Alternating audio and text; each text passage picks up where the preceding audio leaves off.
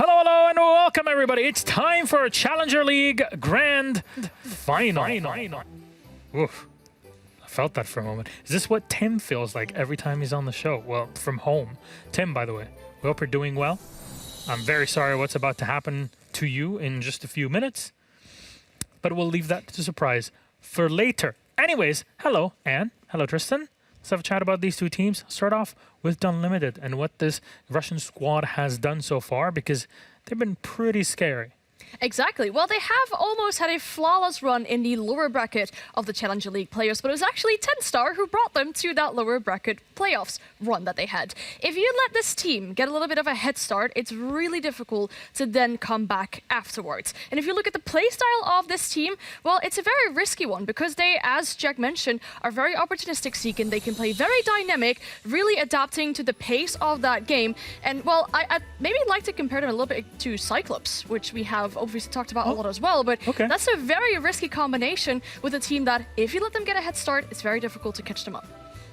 And you can see just from the numbers here as well, the EPS across the board, it's nearly all over 100. This is a team of 5 very consistent players, 5 players that have very good gun skill, a couple of them there with their main operator being Alibi. I think that tells you everything you need to know about their play style. Oh, maybe with the new season, the 1.5 being gone though, we may see that hinder them a little bit, but yeah, an exciting team, an aggressive team, and a fun team to watch. That's why they're here.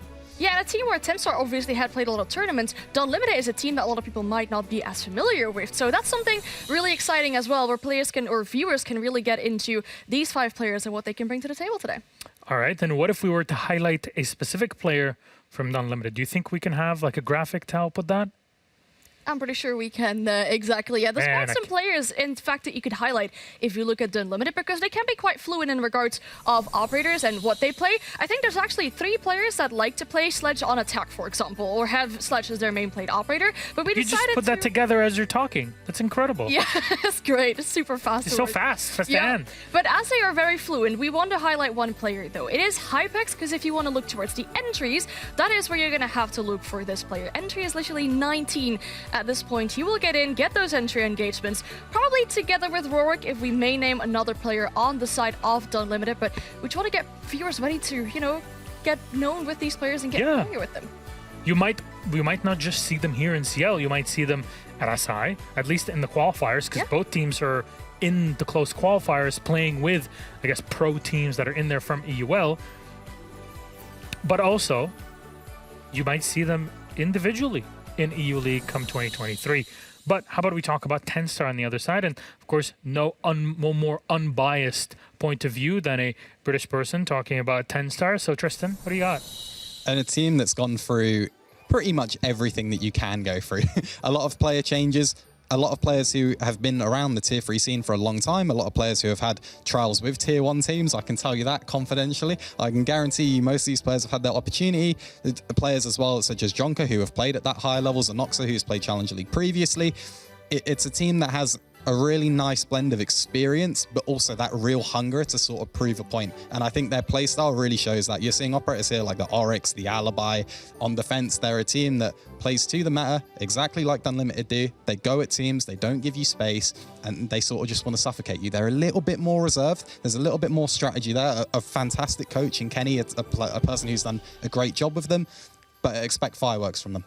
Yeah, and you mentioned how some of these players of this roster had to go to different teams or higher teams, even up into the EUL, but they have actually had a really good year so far because they won Yukin 2, they won Yukin Rumble, they won NPL finals where they beat Heroic as well. So it's a very good year for this team, and, you know, winning Challenger League could, you know, potentially top it off. Man, how did Heroic knock you out of the running? I don't know. Even I beat Tenstar in Yukin 2, so I'm not sure.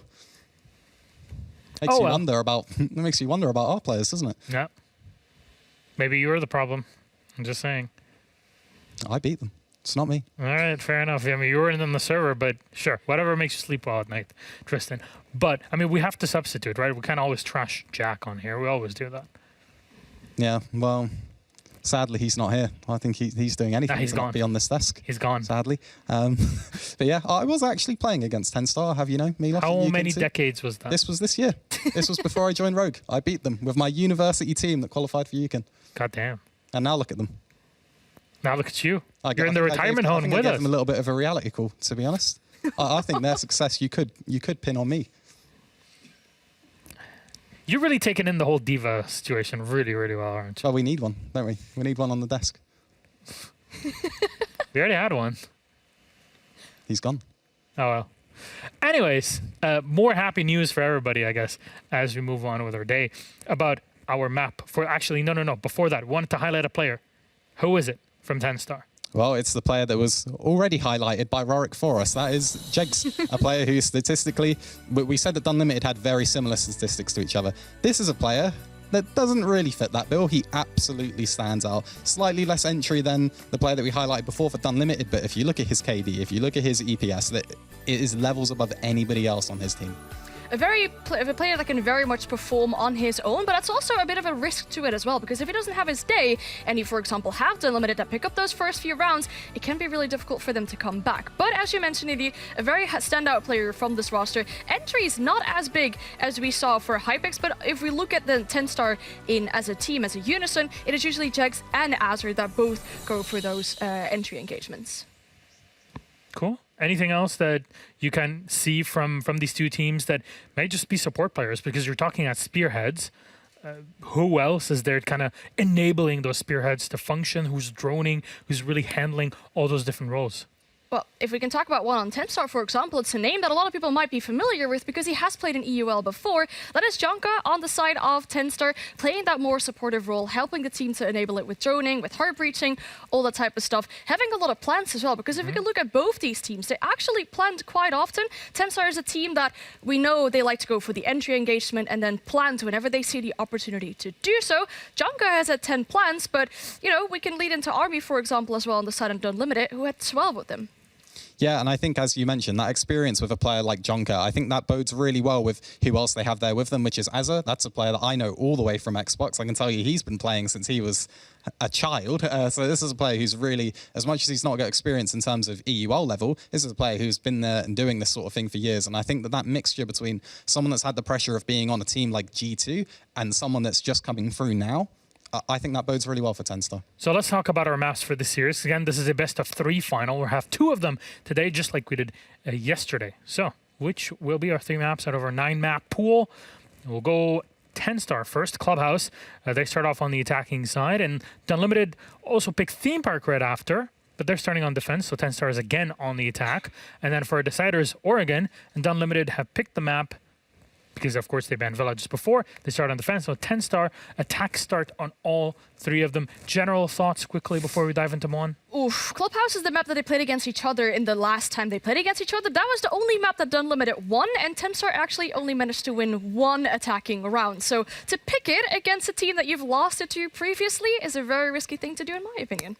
But you could argue they might want to be in a better position to counter-strike their opposing team. It's 2 similar types of teams. If you can counter what they're good at doing, because you know what they're good at doing, and you've lost to it before, maybe it's an okay idea. Okay. Okay. So who do you expect to take map 1? Because now we're just talking out in the air. Both teams are pretty decent. I mean, taking a Russian team to Clubhouse is usually a pretty tough ask. Dunlimited is an opportunistic team. Tenstar, can they deal with that? Yes, no? The very important factors are the counter-stressing and how much has Tenstar been doing that. And then if Dunlimited, as we mentioned, get away with those first few rounds, it's going to be very, very tough battle for Tenstar. So it depends on how much counter-strike they've done, I would assume. I think performance of Jegs, amount of counter-striking that they've done, knowing that they then have to attack Theme Park, I think Tenstar sort of have to win this map, to be honest. I think it puts them in a very good position, and I'd like to think they can do it. All right. Thank you very much then, Tristan and Anne. Our game is ready. Now, Dez isn't here, which makes me incredibly sad. It's going to be even sadder. Jack is casting over with Tim, and he's also stolen my clothes. So there you go. Go ahead. Thank you very much, Milos. I've been waiting to say this, and I decided to choke myself in some tinsel. Now, of course, Dez is feeling a little bit under the weather today, so we asked a top-tier caster to step in. He also wasn't available, so you've now got me alongside Big Tim to take you through the CL final. Tim, how are you doing? I'm good, Fresh. I mean, don't play yourself down. You know Tenstar better than anybody else. This is a real coup for us getting you in for this one. You've cast these boys since the beginning. You know, this is to you. This is the M&M story for me. This is, you know, you love to see it. This is, you know, cards on the table. This is pretty special for me. I cast these boys, you know, back when, you know, like Tristan was saying, he beat them in UKIN 2. I've been casting them kind of since the start. So for me, you know, they've reached pretty much the top level that they can do now with, you know, the EUL changes that are coming in for next year. So I'm very excited to watch them. But I do have to give a shout out to Dunlimited as well, because I know a few of those boys in terms of, you know, they come in the stream. I speak to them quite a lot. They've flown under the radar quite a lot to even get to this final. So they need some appreciation as well. Oh, and they're going to get plenty of it, don't you worry. You know, whether whoever there'll be no bias in this cast. That much is for sure. We're going to have the bands coming in, and I think funky is a fair description before we've even seen 4 of them. We've got 2. Clubhouse, you know, talk to me about the map, Fresh. Obviously, we've said this is the only map we've seen Dunlimited take a win on against Tenstar, and it is going to be where they start. Dunlimited also took Clubhouse in their best of 3 against Makers as well, so very competent on this map. And then we've got bands like IQ and Thermite coming in. Yeah, I think the actual map ban phase was pretty funky. I think, you know, the Clubhouse pick from Tenstar, as you say, they lost it against Unlimited. I think, you know, I would say it was a big, you know, a big move from them. And as well, we'll get later down the line if we get to Oregon as well. But yeah, IQ, Thermite, Azami, Mira. IQ certainly is an odd ban that you would normally not see in this meta. You normally don't see IQ played, even on this map, let alone banned away. Obviously, that does open up Thatcher. It does open up Ace, Habana, a nice combination for the attackers there. Thermite's obviously, you know, going to be a good ban. Thermite gets a lot of, I think, probably the primary hard breacher on Clubhouse. So I understand Tenstar taking that one away. And then Azami Mira, that's 2 of your probably big 3-4 defenders taken out. I suppose that one's pretty standard. Attackers need to locate and Thinking about the IQ ban, obviously it was Dunlimited who took IQ out of the running there, and we see an immediate round 1 pick on Solus, and I'm going to give a good guess that we're going to see a lot more Solus as the match goes on. But you think that's where the IQ ban has sort of lent into, to give Hypex that freedom to play on Solus without worrying about being spotted out, you know, by an IQ as a potential counter? Yeah, I mean, it's Solus, Capcan, Mozzie. There's a lot there that that Dunlimited are immediately going to play into. That you see, I'm not sure if Tenstar would have played the IQ, but it immediately enables those operators, right? You think, especially for Church Arsenal, the fact of a pulse as well that could be in play, the mute jammers.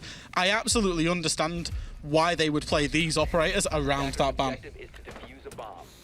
Going to be interesting to see the Solus played. We will, of course, have a little bit of a focus. We'll be keeping one eye on just exactly how Hypex and anybody else who plays Solus is doing, because, of course, it's a big fascinating point at the minute. We know the potential power of the operator. Very similar to IQ, but on defense, for those of you who haven't seen Solus or had chance to play that operator yet. It does have the ability to scan for electronics, ping them for the rest of the team. Can't use a weapon at the same time. But I believe, Fresh, you may correct me if I'm wrong, can use utility at the same time. So can use impact nades, for example, at the same time as using the scanner. Yep, and we're seeing perfectly there, just understanding what's coming through, the breaching charge. You can see it from Solus as Yonka picks up the first kill.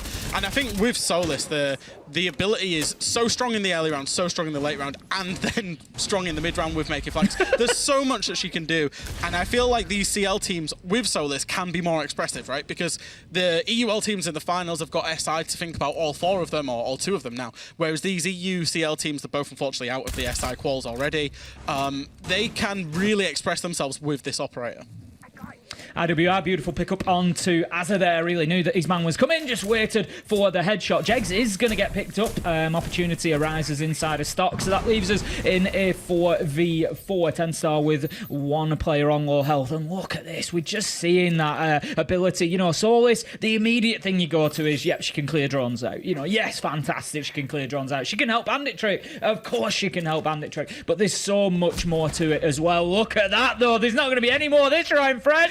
As the Noxo just takes Hypex out as he goes for the drop of the hatch, and that's what you've got to be careful with on the Solus, I think. Maybe just that little bit of overconfidence creeping in. Yeah, I know where this person is. I'm going to go and get that kill. But you got to ask that question. Do they know where you are? Yeah, I was wondering if that was maybe a little bit of a bait by Yonka, or maybe just some unreal sick Spidey sense timing coming out of him there, to be honest. But, you know, that's good. That's good information. That's good man advantage. They've got 50 seconds to work with, and the hatches are open now.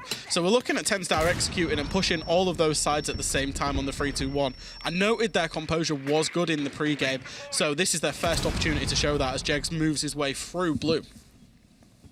Going to have to contend with Rorik on the Kapkan, who's been dipping in and out of blue. He's going to be stood in behind the generator, and he's just wasting time at the minute. This is good from him. Jegs doesn't really want to push forward and take this encounter aggressively because of his low health. Rorik has now fallen back into sight, but time has been wasted. 15 seconds left to go, and the Kapkan gets the kill. Army follows it up with one onto Zenoxo, and it's all going Dunlimited's way here. Rorik manages to get himself a second in the final phases, and it's all down to YZN as he pushes into Church. 5 seconds left to go. 3 kills. He won't find any as IWI shuts him down, and that's going to be round 1 going to Dunlimited. I think that was really good composure in the end from Dunlimited there. I think Jegs, you know, we highlighted him a lot and we will highlight him a lot, but I think he maybe went a little bit too early. I think when you're doing that kind of push and you're going to be going down the main stairs and you're going to be looking into going into Moto, then your player that's coming down the blue stairs has to be coming in as the backstab. Unfortunately, in that execute there, Jegs was the first person that died, and therefore it kind of fell apart. You saw that the Kapkan could just then stand in blue, facing up towards Church, facing up towards Moto, and picked up another couple of kills from it. So for Dunlimited, I think a good first round. Tenstar showed good signs in the round, but, you know, unfortunately, it was just that composure right at the end there, just from that one player of Jegs that unfortunately cost the round. I really like what I saw from Rorik as well inside of blue, doing what I can never do, Fresh. On defense, 30 seconds left to go, and he didn't peek it. Yeah. The urge is there. He knows that somebody's going to be pushing into blue. He knows that Jegs is going to be going, and he's got every advantage. And sometimes it sounds like the easiest thing in the world, but as a defender, you just got to let the clock do the work. If you get pushed, yes, you've got to respond to that. But whilst they're not going to force you to move, Rorik did exactly what was needed from his team there and just played it absolutely perfectly. So moving on to round number 2 we go then. It's going to be Dunlimited on the defense again. It's going to be Gym and Bedroom this time around, so they're going to be taking us up to the top floor and showing us what they've got there. Now, I remember the BDS game yesterday, Fresh, and boy did teams have trouble holding onto this site defensively. Wondering if Dunlimited are going to show us anything a little bit different. Yeah, I think we've seen, you know, I did the illustration on it. It was on this site from Dunlimited, is that, you know, I know it's Tenstar attacking, but teams aren't afraid to, you know, go fast on the site. I think the biggest trouble that teams have attacking this site is often choosing whether they want to go for the jacuzzi only and then they're below with the nades, which it looks like Jegs and Tenstar are going to be doing now, or whether you want to full clear it across from the cash balcony, CCTV, and clear your way across. They've actually brought the Maverick, which you don't see often. I think you would only really see a Maverick these days on Clubhouse, just to enable that breach. It is only a mute jammer that they're going up against, but, you know, the Maverick just makes sure you're absolutely getting it. So Nocto going to be pushing into the mid floor there, just working underneath potentially. We did see a couple of vertical nade kills. It's something that we're seeing creeping back in a little bit. Obviously, when we had the Finker LMG meta Fresh, we saw so many of those nades being detonated from underneath. But the damage radius was altered a little bit, particularly to gadgets. So we see a little bit less of a presence, and a couple of operators had them removed as well, which is limited thing. Jegs is going to go for his man, but almost as if a sixth sense for Hypex there, just manages to duck out of the way. That will give the information to Dunlimited now that there are players below looking for these nade kills, and it will give Rorik that freedom. And I said good understanding from the Dunlimited players. If they're below and they're going for the nade kills, there's a very little chance that they're going for that east side clear across. That allows Rorik to play in Garage for free, to look for kills on the balcony. It also means for Dunlimited, they can start aggressing down onto these players, as we're seeing Zenoxo. He's used both his nades and he's taken a lot of damage now, so not much return for him. They know that the main stairs is being pushed as we see the Nitro go out. Zenoxo is going to keep trying to get aggressive up here and finds his man at the same time. YZN does as well. IWI leveling things up as we have a quick flurry of kills and find ourselves in a 3v3. IWI still managing to lock down that spot that we see so often occupied by Shaiko in construction and doing a fantastic job of it as well. YZN has got himself into shower here, but look at how low the health is. He's thinking about getting a plant down, and you know what, Fresh? I think he's likely to stick this. Yeah, Rorik doesn't look like he's aware that the plant's going down. He did have the C4 to deny, but unfortunately he's just caught napping a little bit as we see the plant go down. You're going to see Rorik knows that there's one outside of the window, but he's got to push him. He's got to jump out the window. He's got to find this kill. This is really well played by the Maverick, but unfortunately Rorik does find him. Does waste a lot of time though. There's only 20 seconds left to go, 25 seconds left to go. Jegs and Zenoxo left up. Rorik will go for the C4 as his comrade gets down. Jegs picking up a double kill at the end there from the main stairs. Finds a kill both sides, and that's 1-1. Dunlimited just left clutching at straws a little bit towards the end of the round there. Nitro's going out, jumping out of windows. It was all, I think, built around that mistake of not being able to deny the plant. You know, maybe manoeuvring somebody underneath, maybe pushing in from construction. Just they needed something to be able to prevent YZN from getting that plant down. But a great round from Tenstar, not to take anything away from them. A couple of important kills, particularly Zenoxo just pushing up those main stairs. It really opened the round up a little bit, did that kill onto bedroom door, just gave them the space that they needed to get in there and get that diffuser down. I think these two teams, as we're seeing from these first two rounds, they've come down to very small, minute micro mistakes, or not even micro mistakes. I think Zenoxo winning that fight at low HP on the main stairs was really the trigger that won the round for Tenstar, and I think, you know, it's these small, you know, these are very evenly matched teams, both of them, and I think we've seen that in the two rounds that realistically we could have been looking at a 2-0 for Tenstar or a 2-0 for Dunlimited. It's just those small things late round that's going one way or the other that's determining the round win. They will go back to Jim. They will double down on it. Now, Rorik's picking the cap can. He's not found any success realistically with the cap can. I know Jegs entered down here before and shot, I think it was 3 traps when he entered through from the strip side. So I think maybe later down in the day, maybe later on in the day, we might see him change off that cap can. I think it's one of those operators, especially at this sort of level, you know, I think the returns are sort of diminishing as time goes on. You know, round after round, when they're familiar, right, they're bringing the cap can, they're bringing it every round.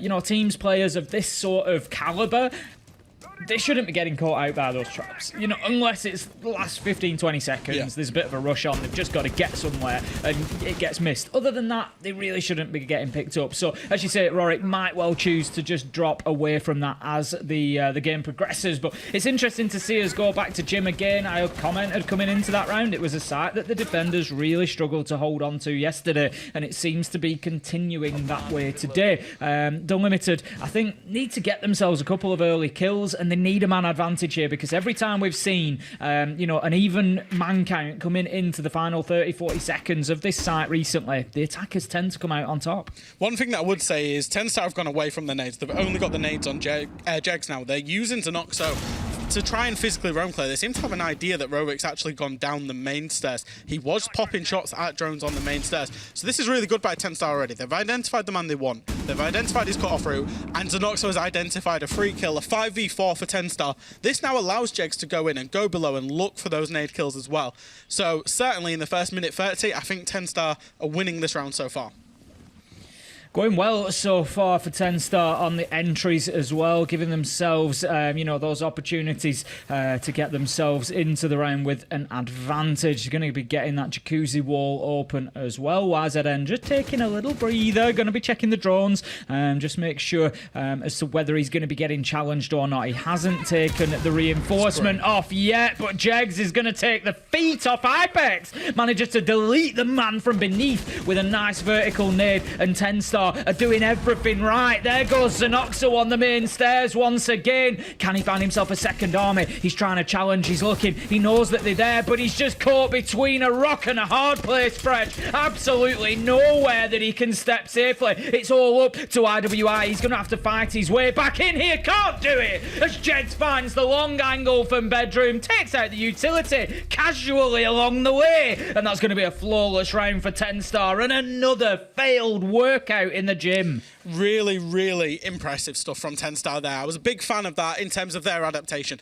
They knew the Dunlimited were going to probably set up the same way, so they adapted it a little bit more. How could they go and find the kill onto Rorik? Can they then push up and go from basically the same play, but how can they double down on it? They determined that was the thinker. They waited with the nades. There was a little bit more patient with the nades for Jegs to get that vertical kill, and then they exploded. I know the breach went a little bit wrong there for YZN, and he did pick it, he did pick up in the end, but yeah, I was very impressed with Tenstar. I think for Dunlimited, that's the first sign where we're seeing that's where they should have adapted. That's where they should have said, do you know what, Tenstar, they're not coming from the east. They're not doing an east clear. We need to double down on our players below to stop Jegs, to stop Zenoxo. And they didn't do that. So in terms of the kind of tick in the book, I think Tenstar, that was a big crucial round for them in terms of the adaptation game that they won. It's actually forced Unlimited away completely from the gym site. They're not going to go back to church. They're actually going to go to bar and stage. I'll mirror the little bit of surprise that I think I heard in your voice there, Fresh, at them not going to Church and Arsenal. Yeah. Having won round one there, you think, right, if you're going to go to bar and stage, that's fine, no problem. But maybe go to Church and Arsenal, double down on the site you've already won, level things up 2-2, and then go to bar and stage and maybe see if you can get yourself a score advantage. A little bit of a risk here because a lot of what they're going to need to do here for bar and stage is going to be similar to what they've just failed to do in the last 2 rounds. What's Hypex doing here? Is he going to get away with it? No! He's going to dip himself away after trying a little peak there, but no joy for the Oryx. But yeah, to finish my point, it's an interesting one because they still need that top floor. They still need to hold on to similar locations to those that they were trying to last time around, and Tenstar could potentially sort of rinse and repeat here. Yeah, Tenstar have already got more attacks than they did on when they last played Dunlimited on Clubhouse. When they last played them on Clubhouse, they had 5 attacks and only won 1 of them. So Tenstar have clearly gone away and worked on their things, knowing what's going to come up against Unlimited, and they've obviously executed 2 gym attacks pretty well. Now for bar stage, teams have to clear the top floor. I've seen teams try and do little half clears and cheesy plants, and to be honest, it never works. The reason being is there's so much information for the defenders in bar stage, and then they just play up above in master bedroom, bathroom, logistics, construction. So what you're going to see, as we can see, Tenstar, they've already got the breach out towards that west side, the jacuzzi side. Yonka will likely throw his Yin Candelas in, and the explode will come in all at the same time to try and get rid of Army and Rorik. Jegs is going to be pushing in. The castle barricade allows him to, but Rorik just peeks him at the perfect time and shuts his man down. Zenoxo YZN getting the job done though. 3 kills between the 2 of them, and all of a sudden Dunlimited once again are on a massive back foot here, and I'm going to fall back to that site choice that I mentioned before. Tenstar have been able to execute, yes, in a slightly different way, but still showing a mastery of taking top floor control, and it has worked wonders for them. 4 versus 2, a minute 10 left to go. Tenstar have got everything they need for a 3-1 lead. I think the Dunlimited boys now here, they need to be getting aggressive, and this is why you see in Tenstar completely pause. They're in that complete pause scenario. They know that Dunlimited, the win condition for Dunlimited now is getting aggressive, taking your ones, getting that retakes, and Tenstar are fully ready for it. They've got time to play with. If Dunlimited just allow Tenstar to execute, they will lose. IWI has done a good job there to pick up a 2v3. I'm now looking at where Hypex is going on the Oryx. Can he make a play happen? Can he find something back to level this out for 2v2? Otherwise, the round's going to go very clearly to Tenstar.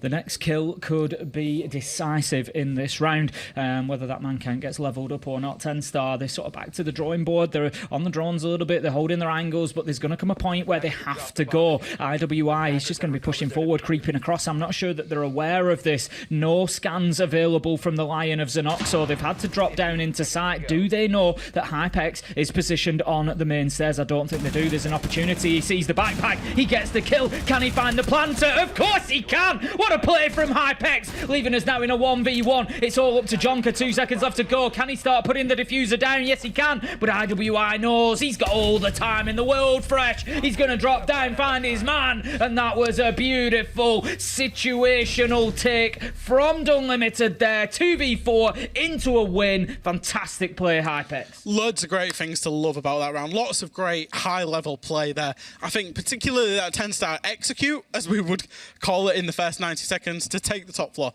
That was basically flawlessly played by them. I then think they let go by really not punishing IWI when he was getting aggressive. Anybody knows in Sieges that when you're in a 2v4, you cannot just sit back and allow the 4 players to just do what they want. You've got to get aggressive. You've got to find one. The 2v3 then becomes manageable due to the time, because one of the players has got a plant. That creates a 2v2 scenario. If you win your ones there, you've probably won the round. And I thought Dunlimited played that round out beautifully. I thought it was good initial aggression, and then to re-manage the time and manage the clock, then aggress with 5-10 seconds left. Really good recovery of the round. I'll be honest, it wasn't looking too good in the mid-round, but good recovery and a 2-2 on our hands. They will now go back down to the Church Arsenal site, the one that they won so convincingly. I mean, yeah, absolutely. Couldn't agree more. It's not a round that they should have won, is the top and bottom of it. You know, there's no way that Tenstar can be allowing them to come back in a 2v4 and win that situation. Tenstar had almost everything they needed to get that third round, and they might just kick themselves come the end of this, because that was an opportunity to be 3-1 up, and they might now find themselves 3-2 down if they can't overturn the result that happened in round 1, which was where they lost this basement site. Rorik, he's going to get potentially a little bit aggressive here. He's going to be playing up by the main door, just waiting for that push into lounge to potentially come. Just looking down the side of the defenders, there's only the mute on side, so no active tricking or anything, so no immediate necessity for Tenstar to push into lounge, but if they don't pick up on Rorik's position here, he could well play spoiler. It's certainly an off position, because you would expect players generally to be playing up on the top floor for these full clears, as we do see Dunlimited have players there. You wouldn't expect somebody to be just kind of lurking by main door. You maybe expect bar, you maybe expect lounge or stock, but never that kind of just main door. There's a lot of nooks and crannies you can see yourself in there, especially when you've got IWI on the Mozzie droning actively for the defenders. We've seen this a lot with certain teams in EUL, where they have an Echo or a Mozzie drone droning 4 defenders, and it can be a very strong thing, because attackers are usually not looking out for it too much. Jack's just going to be, missing his opportunity there. He's desperate to get that nade in, but a drone's just going to sit in his way. Jonker does manage to find the kill onto Rorik, though, which means if Hypex gets cleared out here, then once again, Tenstar will be in a position of having everything they need to be able to win this round, and that is going to leave them in a 5 versus 3, potentially, if they can get Hypex without losing a man, and with plenty of time to push down into the basement. But for the time being, the Valkyrie is holding them in position. Nobody playing onto the gym window for Tenstar is giving him a little bit of freedom here, and Hypex is burning more time than he really should be allowed to. He's burning a lot of time, but look at the investment that Tenstar are putting in to kill him. 1 below, 1 on the breach, 1 coming through from Master, 1's going to be on the window, and a Dokkaebi call. Hypex is absolutely burning the time and is doing a great job with it, but I assume that at some point he will be punished by Tenstar. He surely cannot fight this out, and there's that kill. So, low time, but a 5v3 scenario ensues for Tenstar. Now they need to go about the work. Xenoxo needs to get ripping that floor up as fast as he can, so that Tenstar can find an execute, because they've only got 50 seconds to go and do it. That's it. They've now got to sort of make that time up.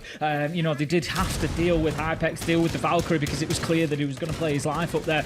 So no way to just leave him out in the cold. But, you know, Tenstar might just be a little bit lucky with the Hypex Nitro that went out as well. If the ledge outside the window was any longer, it might just have caught it before it descended below that critical radius. But for the time being, Army, this could be a good Nitro out to the bottom of main stairs. What a beauty, Fresh! Gets himself a double, swings onto the hatch, picks up a third, and what a play from Dunlimited. We had it from Rorik in round 1. This time it's the turn of Army. Absolutely huge play. Jegs, he knows that the flank is coming in from IWI, manages to find his man, but with time ticking down, there's no opportunity for Army to finish his ace. Unfortunately, he'll have to stick with a 4K, but what a 4 it was. Yeah, it was incredible. It's that pressure relieving, it's that understanding of how they're going to play it with the time. With only X amount of time, there was no time for Tenstar to actually take dirt.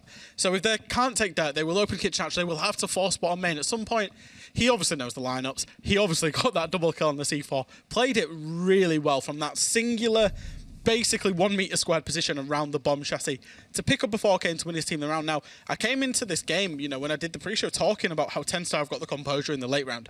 That's 2 rounds that they've mismanaged in the late round there, where Dunlimited have absolutely had the composure in the late round.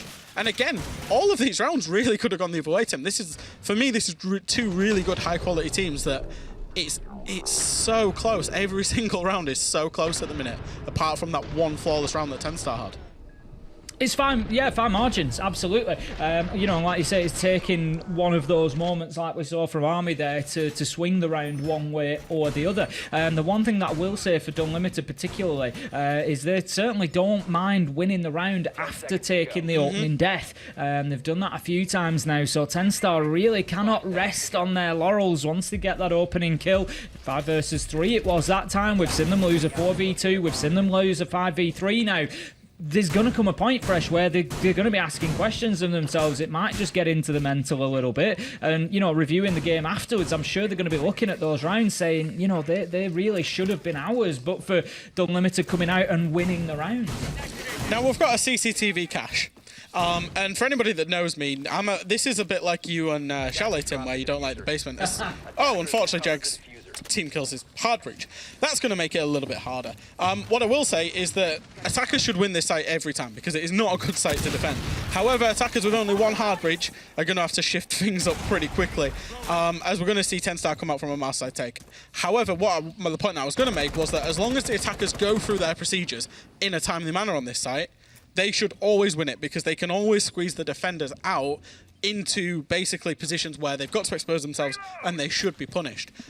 It's very rare that you will see, as we see a wallbang coming in from Jexter, it's very rare that you see defenders actually play the site well and win it if attackers do what they're supposed to do. It's normally based on attackers mismanaging their time, mismanaging their utility, or not attacking the site correctly. That's the only time that we really see defenders win it. And it just shows how good Tenstar were at attacking Jim, that Dunlimited have even entertained the idea of going to this site. The hard breach might cause an issue later in the round. We've got one Selma charge remaining, which could be used to open that construction wall. But YZN going to have to be careful to make sure that he gets this done. And with IWI just sat behind the wall with the potential for Bandit Trick in there, he's got batteries in pocket, so he can play that if he wants to. Remember the recent changes whereby Bandit can apply multiple utilities to the wall. So, you know, any sort of EMP, any sort of gadget that comes in there, it doesn't matter how they disable that battery, there's going to be an opportunity for him to throw another one down, and that could really change things up here. A beautiful kill underneath as well, and Dunlimited are seriously in the driving seat at this point. That was the round winner. Nordwind understanding that that Tenstar had to remove the bandit, and therefore making sure that he had his bandit's backside by killing the only nades that were available to Tenstar. They can now not breach this master side wall because the bandit can sit and trick it, which means they're at 6s and 7s. They've got to find a way to win, maybe crouch walk in somewhere, and they're not going to find absolutely anything. Solo peaks, and it's all up to YZN on the breach. We'll find one onto Hypex. There's one by the window. Does he manage to find him? No, Nordwind will close out the round. And again, Nordwind has been the absolute round winner there by getting that one kill onto Jegs below that meant that master wall stayed, that cache wall stayed up, stayed bandited, stayed not breached. I don't know if you saw how his second kill came about, but Nordwind just went for a stroll out of the breach, Fresh. Just had a little wander out of the breach and picked up the man on garage door, and then Hypex with a beautiful kill through the rotation and line of sight in garage wall onto CCTV window as well. So just a fantastic play from Dunlimited. Got to give them the round. They've absolutely won that. It really did go downhill quickly for Tenstar when the Hibana was taken out with the unfortunate team kill at the beginning. We've all been there. I can tell you almost 100% what has happened there, and that's taken out a default cam. It sounded like a one tap. Yeah. It's almost certainly just, you know, you cross paths as the default cam's getting taken out, or maybe, you know, there's an attempt of a spot, you know, they think there's an attempted peek or something, so it's a pre-fire onto a peek, and they've just run in front of each other. But it's basically, for me, pretty much lost them the round from that first 5 seconds. Yeah, it completely changed how they approached the attack. It forced them into a master side clear, and it forced them to not go for a default, and it completely changed everything. Like I say, the one kill onto Jegs, the one team kill, the one kill onto Jegs, 2 massive moments in that round. However, Tenstar have now got themselves onto the defense. They will now play the defense. They'll start on Church and Arsenal themselves. And it's kind of we expect most teams to do some kind of roam on this site. I would say it's a considered roam. There's a couple of people on site. Jegs is very close to site. Should a rush come in, it's only realistically Azza and YZN that are out and away from site. My concern for Tenstar here, and I don't know if you'll share it or not, Fresh, is with the way things have gone at the minute, I don't I'm not convinced they're capable of a 4-2 on the defence here, if I'm honest. I think that could be a struggle for them. We've seen teams struggling to hold on to Gym and Bedroom. I don't know if Tenstar are going to have that same problem or not. But then I start looking at, right, which two sites are you going to consistently lock down twice? I think there's a real opportunity for Dunlimited to just get this done and dusted here. This could be a 7-3, 7-4. I just feel like Tenstar, I'm not saying they played badly, they haven't. They've had some good passages of play. It just maybe feels like the rub of the green hasn't been with them, and now they're in a position of, I feel like the best they get out of this is possibly overtime. I think it is very small moments. Big entry here will be Jegs onto the nades of Nordwind. He does throw one Mind Magnet out. That surely means that Dunlimited are aware, and they will punish him, they will kill him, they will get that entry. So now that's positive for Dunlimited. They've got the positional advantage. They've got the entry kill. They also, well, they don't know about it, but they've potentially got a freebie and strip in terms of the Solace, who, as you know, we've got to say, has been somewhat ineffective on this operator so far in terms of Azza. Army has droned him, and they will now presumably go and kill the Solace. So for Azza, it's all about, as we saw Hypex do it, it's all about wasting time. Even if he gets 10, 20, 30 more seconds here, it's time away from the execute, and that's what his objective is. It's not to find any kills, it's to stay alive as physically as long as possible that he can. Yeah, there's no way out for him from here. Once you're in strip, you're stuck. That's a great kill from Synoxo onto Nordwind, and it just gives the Solace actually a bit of an extra opportunity here. Azza's presence in strip now, whilst more important, is going to be ended. Caster Curse comes in. It's real. It's absolutely real. Rorik is going to take the Solace down. There was just an opportunity there for Azza. When it goes to 4v4, there's less of a problem him being there because his teammates are not as short-handed on site, and he can play a little bit more aggressively, maybe look for a kill, maybe really level things up. But the opportunity just didn't present itself like it did down in blue. But YZN manages to bang himself a double before being shut down. Has he done enough to allow Yonka to get the win on this round? He sees the man move across. He knows that they're pushing Moto, manages to find one, drops the diffuser, switches to the shotty. Can he find the one pump that's going to win the round? No, Rorik somehow manages to make the peak. Jonka shut down in the 1v2 attempt, and Dunlimited take themselves to 5-2. Oh, I don't want to go in on him. I don't want to go in on him, but I'm going to. If you just stay alive, spend 10 more seconds. Just 10 more seconds in strip. It got down to 10 seconds left there. You would have just about give Yonka enough time to clutch that out. Oh, that was so close. Good composure. Great composure again from Dunlimited in the late round. That has impressed me so much today because these rounds are very close. They're to-ing and throwing all over the place during the round. And it comes down to these executes, and it has done for both teams, where the execute is, it's fairly even. It was, what, a 3v2 there when they executed, got down to a 1v1. It's been very even, and it's just been the Dunlimited players that have had that slight little bit more composure in the late round.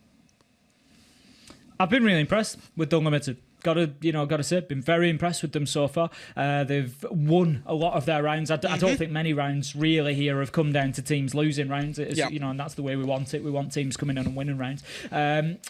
You've picked up on Azza in strip there.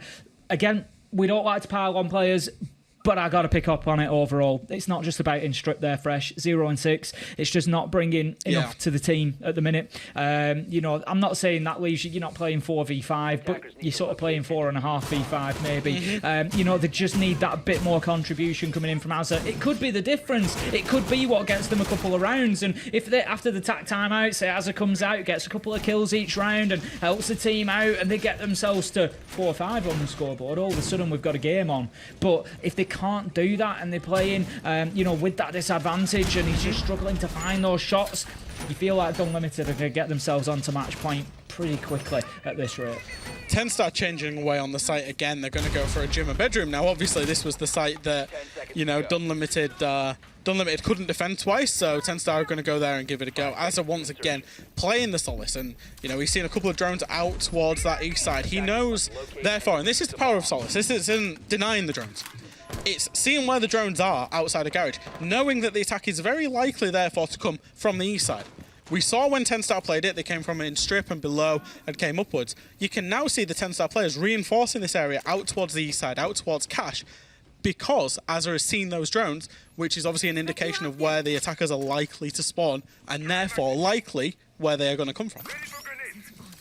This is it. If Azza isn't going to find the kills, then it certainly needs to be feeding a lot of valuable information into the team from that Solace gadget. Now then, Hypex is going to just be moving in underneath in dirt. Now we absolutely love Fresh, a sneaky knock play, and I'm going to be keeping one eye on that silhouette because I want to see where Hypex pops up in this situation and how much damage he can do. It's reminiscent. It just screams leak effect to me, and I want to see if he manages to get as much success out of this situation. He might be able to get himself up red, although I think there is a Malusi Banshee on red particularly, but it needs to be well timed because he does have a lot of advantage by the fact that Tenstar do not know that he's there. The breach is starting to be opened by the Maverick. Again, we're seeing quite a lot of Maverick being played, and at some point you would assume Hypex is going to walk up those red stairs to try and find a kill onto Yonka, onto Azza that was playing around there. Tenstar, they're still holding strong. They know this attack is coming out from the east side.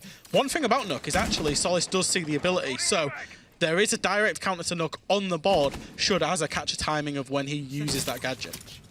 That's it. It's all going to be about that siege timing. I'm just not sure it's with Azza at the minute in this game, but we'll see how it goes. Hypex, he's actually going to slip away underneath. He's not going to be looking to push up red stairs at the minute. It seems like he's maybe got a little bit of information on his side as he moved with some real purpose there. The cam's already been taken out from him, so he doesn't need to use that presence reduction device just yet. He's going to have an opportunity to potentially push up main stairs, and we saw the damage that Xenoxo did a couple of times pushing up these stairs. As it is, the Knocker's got himself established there, but not with any secrecy. I would expect Tenstar to be fully aware of his presence. The problem for Dunlimited is they've got very little map control. They didn't fully clear out the guys on the east side. They haven't cleared the jacuzzi side. They haven't played windows. They've only really got main stairs. They're going to have to explode into sight and hope they win their ones.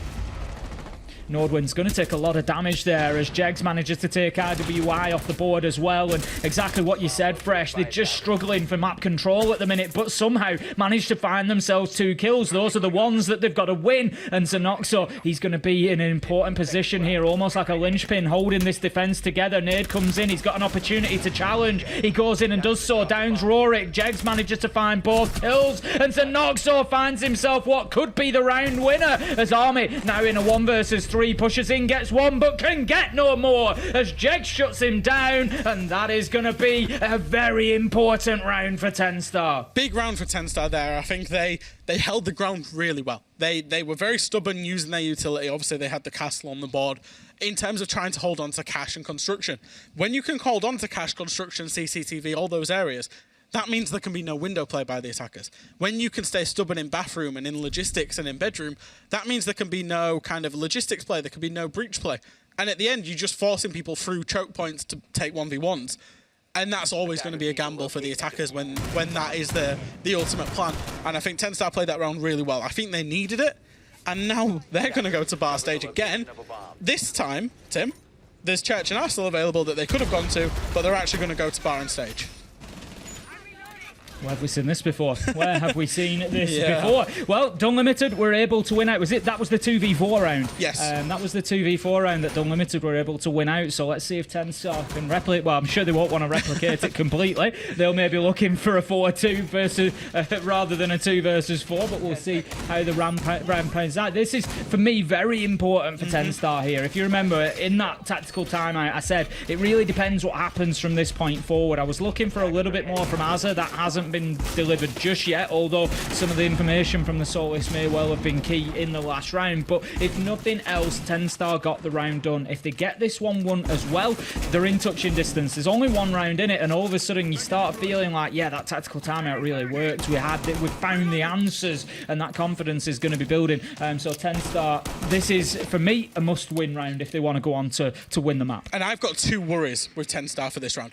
The first one is that they're extended fully across the top floor. Normally, you will see teams set their line at construction and try and defend only construction towards master. As YSN has left his Echo Drone out too long, and it will get disabled. And the second worry is now compounded, which is a lack of information. They only had 2 Echo Drones for information on site. Normally you see Valkyrie. Normally you see Maestro, bulletproof cameras. We are only seeing 1 single Echo Drone as information, and obviously the default cam for Tenstar in terms of sight. If Dunlimited realise this, they can probably get any kind of the half-clear plants that I was talking about not being very good due to the information. if the information's not there, they can definitely do a half clear onto this and probably find some success. So, yeah, I'm not so sure on the Fawn pick, the Solace pick, and the Alibi pick in conjunction with each other. Look at this aggression coming in behind those Candelas. Nordwind, he's looking for the peak onto the top of Red Stairs. They've got rid of the shield. This is all up to Jegs winning those gunfights. We know that he's capable. He knows he's one on the breach. Bad timing as he gets the impact nade out, but he gets away with it. Does some damage, but not for long. As Rorik, he's going to shut him down as he tries to rotate back into Cash, leaving us now in a 5 versus 4 advantage. Dunlimited. And this is why you can't extend out towards the east, because you can't put enough utility investment in terms of people and utility on the top floor, because you have to have some kind of investment in sight. That's reinforcement investment, that's people investment. Jegs has paid the price for that because realistically he can play nowhere else. He's in that position for good now. He has to play to fight, and this is what Dunlimited have, you know, they've squeezed him out very well. They've got the man count advantage, they've got the control, and they can now go through with their execute.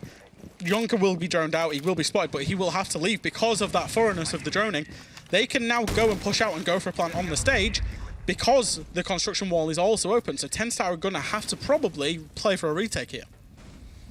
Jonka moves back up the main stairs on the Solus. The Solus, of course, super powerful on those vertical denials of plants. Wouldn't be possible here because there's not really any destructive surfaces that lead into plant spots, but at least you can feed that information into your team. Not going to be possible now as he's been forced back upstairs. Azza is going to get that first kill of the game. See if that is a little bit of a catalyst for him to get more. And look at this fresh double comes in from YZN. Jonkers and Oxo all finding kills. And what a top floor retake it is from Tenstar as they manage to hold on, get the verticals down into sight, and just shut Dunlimited out. Important round for Tenstar. The 101 of bar stages, if you're going to plant on the stage, you need to control that hatch, and apparently Dunlimited just forgot that bit and didn't control the hatch, the construction hatch, that the Fawn ended up getting those couple of crucial kills there, killing the planter and killing the final player alive there.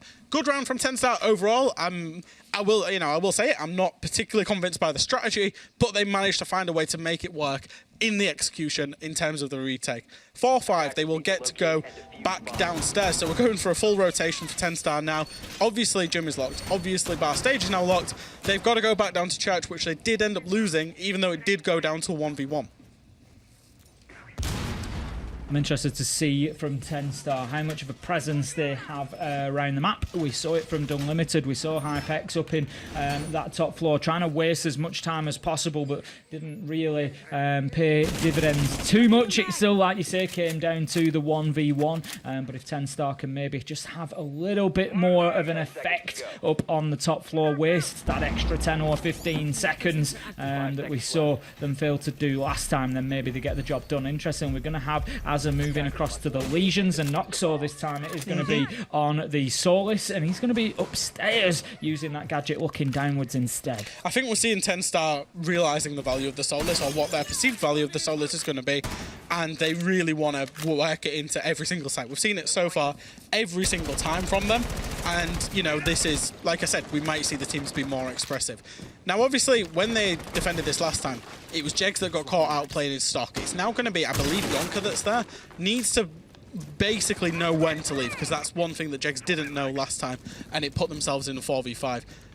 Dunlimited, they're going to go through, they're going to go and take the full clear, as we see teams tend to do these days.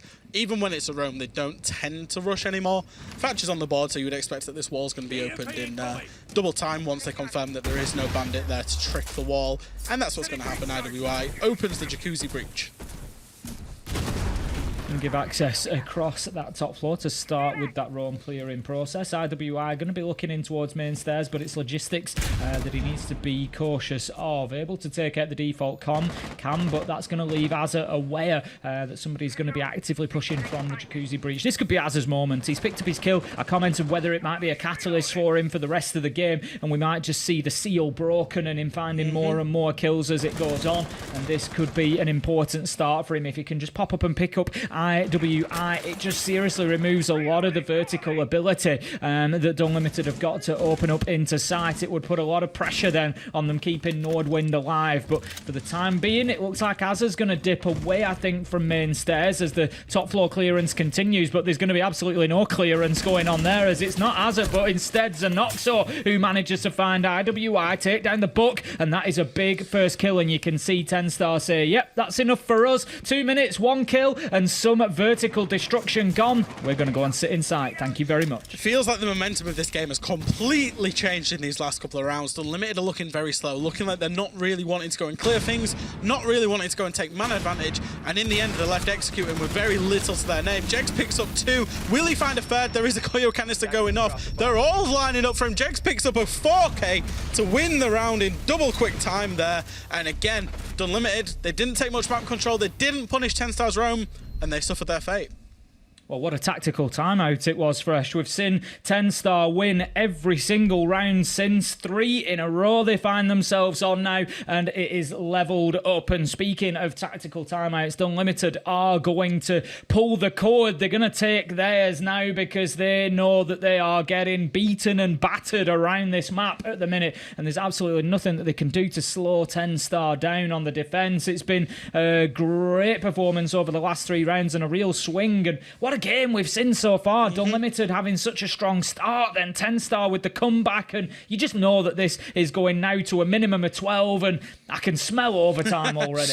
I think the desk they prefaced this game, they said Dunlimited are a little bit more even in their statistics, and Tenstar are a little bit more top heavy in theirs, and I think you can absolutely see that by the scoreboard in the pause there. Obviously Jegs and Noxo, the kind of, well, especially Jegs is, the front man on this team that picks up a lot of kills. Noxo has his times as well. And I think, we're seeing that come out from Tenstar, and like you say, 12 rounds. We had a circuit breaker with Tenstar's timeout. They acquired a lot of momentum after that, so we're looking at what Dunlimited can do with their timeout, whether they can find these last 2 rounds, because, they've lost in the last 7 rounds, I think they've lost basically, 5 of them? So, the momentum for them is not going too well. Not at all. Not at all. Tenstar, they just need to keep things rolling here. They need to make sure that tactical timeout doesn't become a circuit breaker, doesn't just take the wind out of the sails. They're going to be defending gym and bedroom this time around. We saw it back in round 8. It was the first Tenstar win of the rotation of sites that we saw. So they're going to be looking for more of the same. That much is for sure. Whoever wins this round, obviously it takes a big advantage because they are going to be the ones with the opportunity to win the map in regulation time. It's going to only go to one team. There's only going to be one side that has that opportunity, and it's going to be the winner of this round. And I've got to take my hat off to Tenstar coming into the second half. I'm bang to rights. It's there on the VOD. I said I didn't think that Tenstar were capable, and that overtime was maybe the best that they could hope for. Given a win in this round, 4 rounds in a row, what a defensive performance it's been. Yeah, it certainly has been. Obviously, they're going to head back, on the full rotation now. They're going to go to the gym and bedroom. And I'm looking for Dunlimited to basically take map control a little bit faster and actually take some map control. If you remember last time, they basically opened the breach, but they didn't walk in it. They couldn't clear the guy out of Garage. And Tenstar, very brave to actually play a player inside of Garage on a gym defense of Jegs. And obviously, why wouldn't you with Jegs' talent? But that's the reason why, is you can't take CCTV if there's a player in Garage, so you've got to take Garage first. Certainly, that's what Nordwind does, takes it into his own hand, Dokubi calls and just walks in the breach using the smokes really well. And this is better from Dunlimited, because previously they couldn't kill Jegs. This time they've killed Jegs, they've killed Zanoxo, they've left Yonker on his own. They're setting themselves up to be in, at worst case scenario, I believe, probably a 4v2.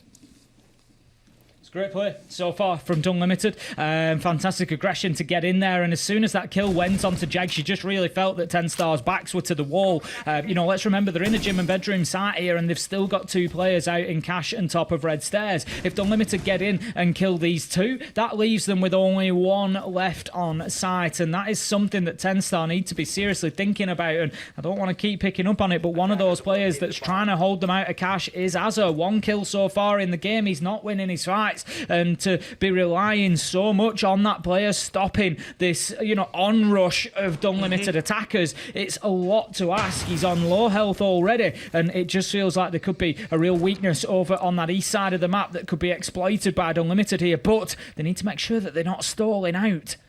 I think that's the thing so far, is they've really slowed their pace up. Obviously, they're going to go for the Jacuzzi breach now and really just try and move these Tenstar defenders around and really try and force them. The impact will come out to try and just do some damage onto the Maverick. Only 50 damage done by YZN. And I think that's the thing, is as this time trickles on, I thought this round was a dead set Dunlimited round. As this time trickles on, Dunlimited are handing it back to Tenstar, especially if Tenstar can find 1 or 2, because they will get aggressive. They know the situation. They will have to get aggressive on the breaches, on the windows, on the hatches, as you can see there, and only 25 seconds.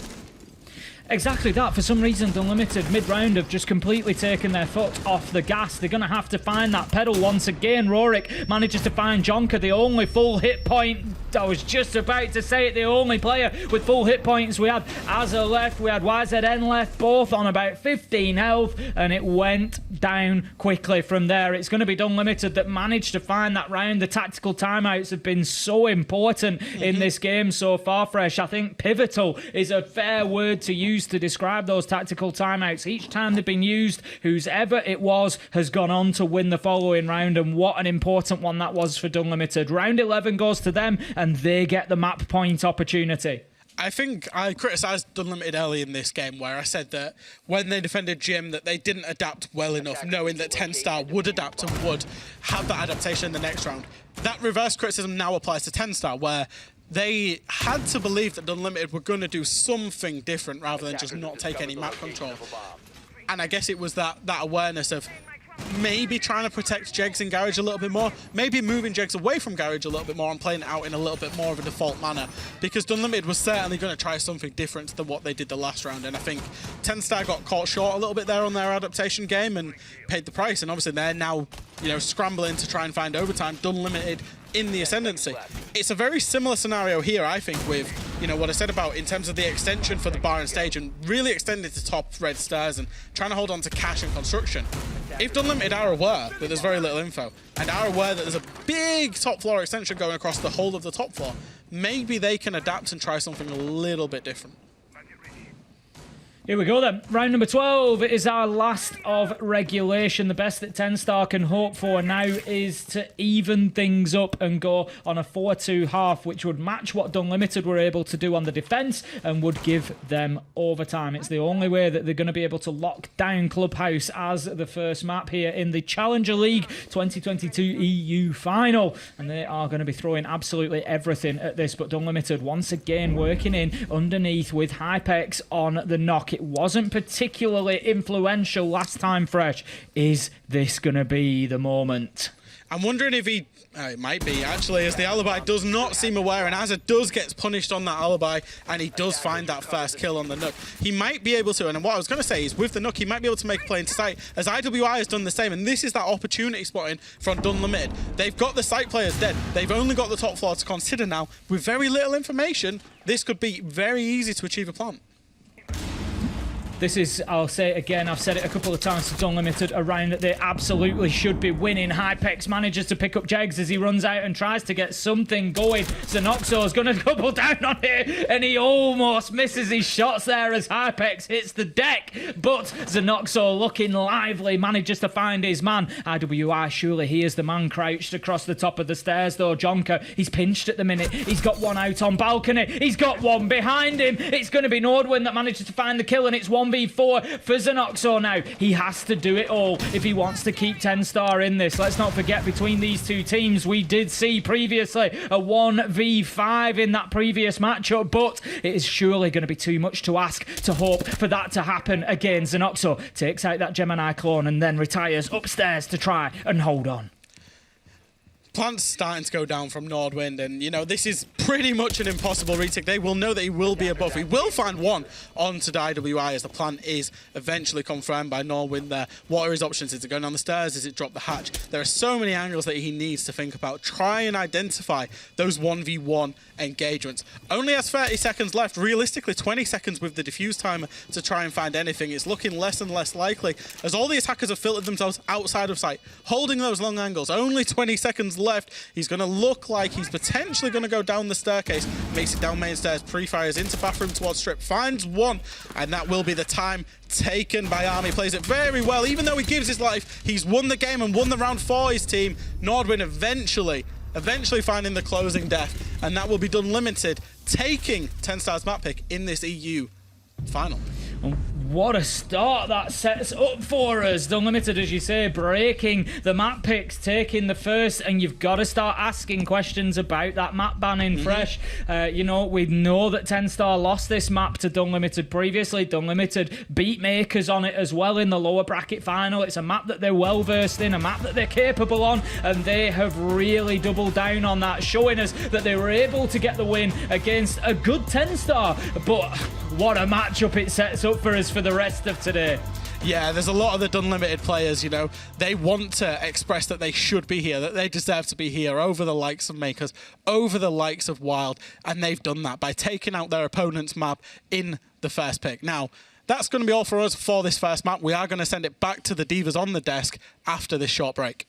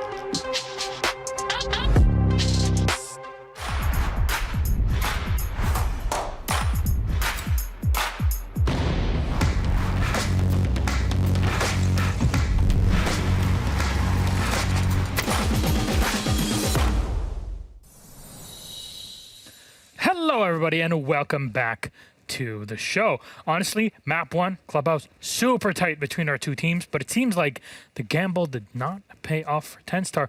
Dunlimited able to push it over the line. How did that materialize in game, Anne? Well, I feel like the first few rounds were quite close, actually. I mean, teams didn't really get more than 2 rounds of an advantage for themselves until Dunlimited went away with that 4-round streak.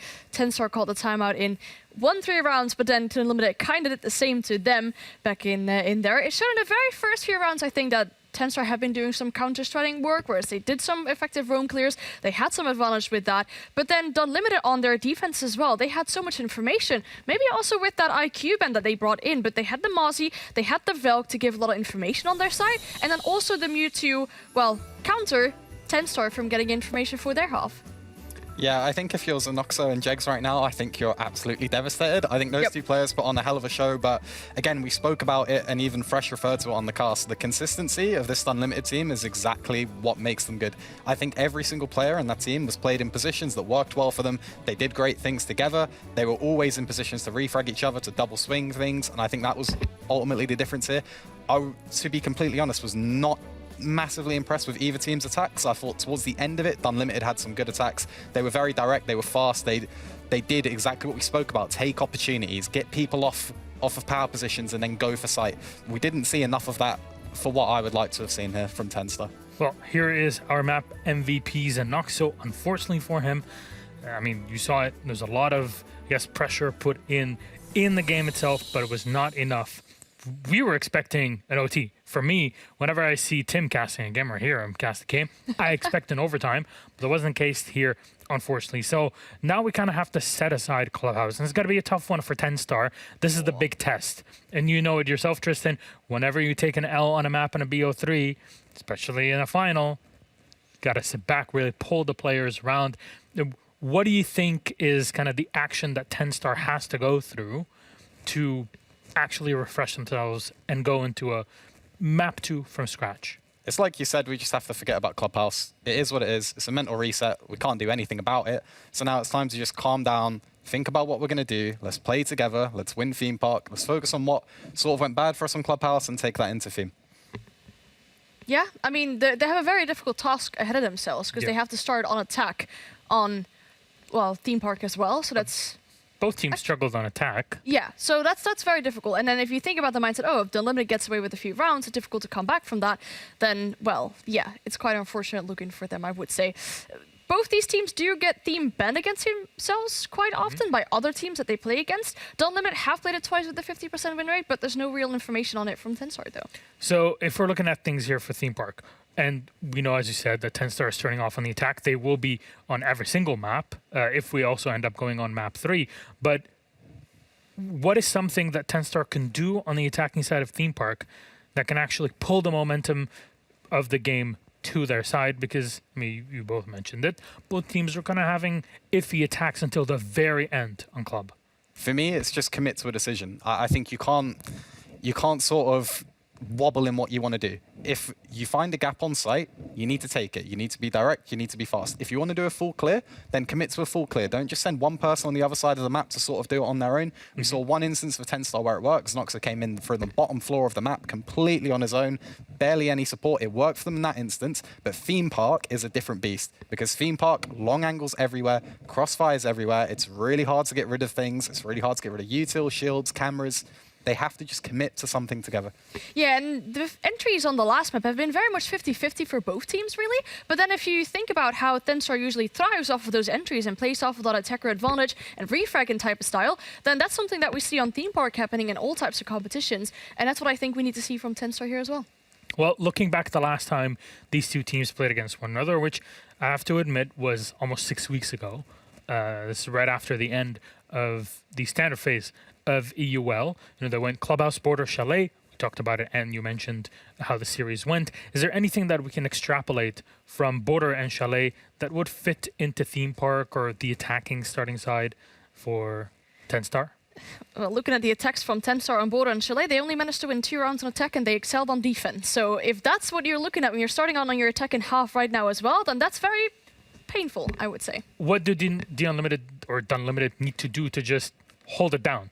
Because if we're also looking at Clubhouse, it was this close to slipping away. I think with Dunlimited, what they do really well, as I said before, is they just play to the meta. So we saw it before. They had multiple people that like to play Alibi.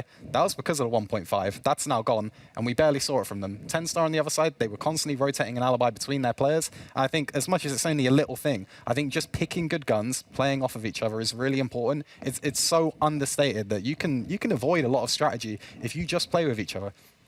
I truly believe that. We saw Solus. We did saw a lot of Solus, yeah. and the pick of Solus on Tenstar was a weird one because they rotated it between 3 players, at least 3 players, and they still didn't really get as much use from it. We saw one attempted nice play from Dunlim with it, but it didn't work in one of the very first rounds.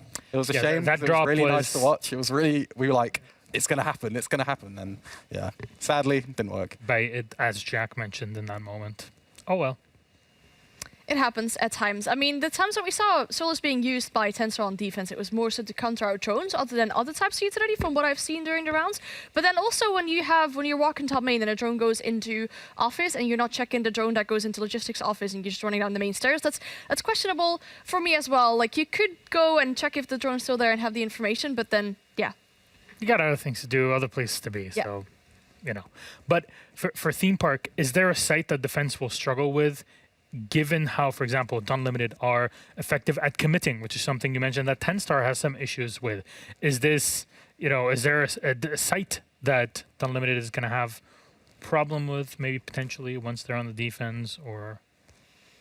On defense. Well, I'm thinking if you have Tenstar on defense, for example, on Armory Throne, and you have a very good execute coming out from Dunlimited, where they take multiple breaches and they really work together to get the execute going on, holding on to your power positions on a defense like that is going to be really difficult for Tenstar. And then to communicate where players are coming from or hold off multiple lines aside at the same time, that's risky. Is anyone going to roam around on the Theme Park? I think you should. I definitely think you should. I think it's really hard to clear a roam on Theme Park. It's probably one of the most beneficial maps to roam on. You can tell on an Armory Throne, but it depends on the bans as well. The bans are a really big one for that, because if you can nade over the breach, if you can Maverick the breach, there's multiple breaches you can go for. There's 3 on the map. So you've got quite a lot of choice in how you want to play the attack for that, but none of it's ideal because it's a really hard bomb site to win. What are you expecting ban-wise then? Expecting ban-wise, I think we're going to see some sort of wall denial. I'm not sure if we'll see a Solus ban just because neither team really was that effective with it. Valkyrie is very frustrating on that map because there are so many rooms to clear, both above and below. I think maybe Valkyrie, maybe some wall denial ban, and then attack is just... it could go either way, especially with Impact DMPs now. It's quite different. We've not actually seen a lot of theme park played at Tier 1, especially in EU, since the addition of the Impact DMPs. I think they are a bit of a game changer for that map. Yeah, I mean, if you think about the Heartbreach event, it's kind of a theme so far in this matchup. I mean, we've had it with Ace, for example, on Clubhouse by Dunlimited before. Now we had a Thermite on this map, so I wouldn't be surprised if we see a Heartbreach being banned out. But some information ban on defense would make a lot of sense for me too if you're Tenstar. I mentioned the Valk, but anybody else would be fitting the bill for the defense ban? I mean, we saw quite a lot of Echo play. We saw Echo play. Maybe there'd be some Maestro play. Or Mozzie. But I think Mozzie as well. Mozzie was getting picked a lot, especially now you need that extra 1.5 if you're not going to play Alibi. Yeah, I mean, really, Valk is the main one, but you could see feasibly a Mozzie or an Echo. Yeah, that's what I agree with. I wouldn't think teams want to go as far as banning a Mozzie specifically, but a Valk would be the more standard one. Okay, who's got to step up then? Because Tenstar were this close, taking it to OT. We talked about how Azur and, Chegs usually get on the front line, and Azur didn't have the greatest of games just now. I think we will have to step up for sure and be that very front line with Chegs in this game. 2-0, yes, no. Simple as that. My heart says no. I want Tenstar to win, but all of it right. We need Azur to step up. We definitely need Azur to step up. Yeah, I want a best of 3 for the 3 maps as well. I'm hopeful. Anyways, let's see if we'll have one go-to map 3 out of the 4 games that we're having this weekend. Tristan, and thank you very much. We'll toss it back to our casters. It's Jack and Tim. Enjoy. Thank you very much, Milosh. Welcome back to map 2 of the EUCL final. Now, Dunlimited have won the first map. Where have I seen that ago? 6 weeks ago is where I last saw that. Then Tenstar produced a bit of magic on map 2 to make it into a competitive best of 3. Do I hope for that? Do I hope for 3 maps? Yeah, probably. Because this has been a really tight, close affair, and I want to see it go the entire distance, Tim. We love 3 maps, Thresh. We love the tension. We love the... I'll tell you what, let's have a map 3 overtime, shall we? Let's go the whole hog and just have every single drop of this that we can get, because that first map was an absolute banger. It was a beauty. We had real passages of brilliant play from both teams, and hopefully they can keep it at that level on Theme Park here. We need, as Tristan said, Azur to just step up a little bit, and you feel like if that happens, we're in for an absolute brawl, because both of these teams are going to be so evenly poised in terms of their fragging ability. Now then, we're going to have the bans coming in, as Tristan also mentioned. Particular importance could be placed on these. Ying is going to be the first one gone, and we will move on as we go. Now, something to note is that this map is Dunlimited's pick. This map is also Tenstar's favourite map by preference. And Tenstar, therefore, in the banning phase, chose to start attack. So, we said that there were funky bans. We said there were funky map bans, operator bans. There's also funky side choices, because attacking onto Theme Park is one of the most difficult things to do in this game. It's certainly where you would not want to be when you have to win the map to stay competitive in the final. But Tenstar are here anyway. They take away the Nook. They take away the Mirror as well. Now, Mirror is obviously an operator that doesn't get spoke about in the bans a lot these days, but it does enable, Mirror enables those roams up on the top floor. Mirror enables those, basically the bunk daycare defenses. Just hold a Mirror window top yellow, hold a Mirror window control, and really be very oppressive. And then obviously, there was a lot of Solace play from Tenstar. We've seen Dunlimited just yeet that one out of there, get rid of Solace on this map, because from what I'm hearing for teams, Theme Park is literally the Solace map. She is so good on this map. As you said, we saw Solace for 1 map, and that was quite enough, it seems, for these teams as the Solace ban does come through. So we're going to be heading into round 1. We're on Theme Park. It is, if you've just joined us, 1-0 for Dunlimited. They went and won Clubhouse, much like they did all the way back in the upper bracket quarterfinals, where Tenstar were able to then turn things around and bring it back for a 2-1 win that seems both of these teams ultimately still making it through to the final. So we're going to go upstairs for our first defensive start. Obviously, a lot of talk has been done initially about Armory and Throne potentially, and the difficulty attacking onto there, which I completely agree with. Team Liquid always springs to mind when I think about difficulty attacking onto that site. The number of times that I've seen them breach the maintenance wall and then just fail to get in and get the diffuser down. And the reason that I bring Liquid up there is if a team like Liquid are going to struggle to do that, it tells you just how difficult difficult it is. I wonder if Tenstar are going to try something here. I've seen a 7th pick, as our good friend XR Troika likes to call them, onto the Amaru and onto the Dokkaebi. Now, obviously, Dokkaebi's a free speed now. Not mentioned as much as it maybe should have been, because that's a very strong buff for a very strong operator.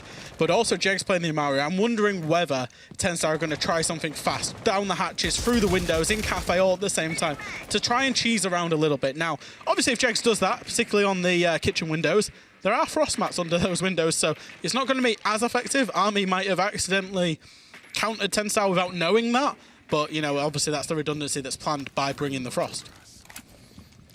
Nordwind is going to be the one tasked with holding them out of Cafe. It's looking like actually quite a direct approach from Tenstar here. Try and get yourself into Cafe, whilst we've got the book on the far side of the map, just potentially going to work into control and through initiation. So it's definitely going to be a two-sided push coming in. Nordwind trying to hold on. We've seen usually this position is tasked to some of your top gunners. It's a favourite. I've mentioned Liquid already. Nesk will usually be the one to take up that position historically. So you really are trying to put a strong gun there, and Nordwind has been hitting some great shots so far, but Jeg's not messing about, gets himself straight into bathroom, but he's gonna get shut down fresh. Roderick was there, ready and waiting, and into his open arms the Amaru flew, and down she went. It's 5 versus 3 in favour of Dunlimited. Yeah, but for the Amaru, I think that was pretty scripted from Tenstar, and Dunlimited have done a very good defense and very good awareness that that was going to come in. Obviously, Roderick wasn't going to know that an Amaru was going to appear in the bathroom window,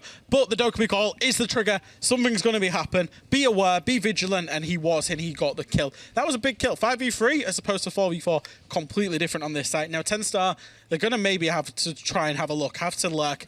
They do have an opportunity to hit site a little bit faster here and actually take a 3v3, because there is still players over towards Top Dragon, over towards Control, Initiation. If they manage to get in and they manage to kill Nordwind, and they can take over site pretty quickly, there is still a chance, but it is quite a small chance for them. And as you see, they've taken quite a lot of time. Army's going to be getting back. The Dunlimited players will start getting back to site now, and I think maybe, just maybe, Tenstar have missed their window of opportunity there. Yeah, that's it. Dunlimited. You can see there's very little movement from those red silhouettes, and it's because they're just going to stay and hold their angles now. Azza manages to get in, get one, get two, and that's the performance that we need to see coming from Azza, but he gets caught in the reload. Hypex manages to take him down, and that leaves us now in a 1v3. It's all up to Jonker. He's taking damage, he's taking bullets, no matter which way he looks. There's just danger in every direction. Nearly finds his man behind the bomb chassis, but 12 seconds left to go. 3 kills to find. It's almost an impossible task. He manages to get the first, but then shut down on the trade. It's going to be Rorick to close things out, and that's going to be the first round going to Dunlimited on a nice defense. But Azza, I picked him up in the first, and I commented on Clubhouse that he'd had some difficulties. Got to give him a shout there. 2 beautiful kills to get Tenstar moving. Yeah, it was a nice entry. It was a nice attempt at trying to recover the round. But one thing that I would say is that the desk mentioned during the pre-game of this map is that they wanted to see Tenstar be a little bit more committed, a little bit more decisive, to just go and hit the site, to just make that decision. If you're going to do it with fast, do it with conviction. And I think we saw Tenstar basically, their plan A failed, and then their plan B, they took 30-40 seconds to actually try and deliver it. And it was just way too long. It allowed Dunlimited to get back, and they lost the round. I think for Tenstar, that again, that's the same criticism that we're going to go through with. We want to see them commit to those plans and do it, and it's not happened so far. Now, obviously, you're not expecting to win all of your theme park attacks, but it's not the best start for them.